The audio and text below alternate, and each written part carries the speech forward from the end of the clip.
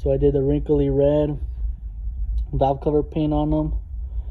This one looks pretty good, but when you get close up, it's not that bad now. It used to look pretty bad. It's actually still drying. You can still see it's still wet right here. Hopefully it dries up and starts looking like this. I had a barbecue and ended up throwing the valve covers in there to dry, and the wood finished burning sooner than I thought. So these were just sitting in like 50 degrees. Still good. I mean, the finish is really good. Besides right there where it's still kind of drying, but hopefully we'll end up like this at the end. I think they came out tits, man. The back of my timing cover, hella clean.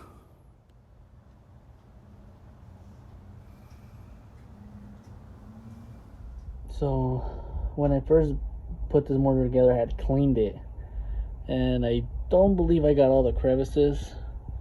And check it out, it's back to filthy gunky. So I'll probably pull the cam out, clean all this stuff out, and throw the Sloopy Stage2 cam in. Be back in a bit. So I got the cam out. Journals look good. Probably clean it out a little bit more. I should have just ran it and flushed it, but noticed some things, so didn't really able to let it really warm up and get all that gunk to flush down, so I could actually clean it and flush it down. It all gunked up again, but I'll probably run a couple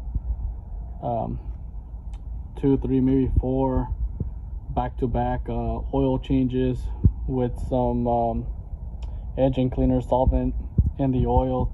Make sure I get everything so it's running really good once I put the perfect oil in there for that turbo boost application.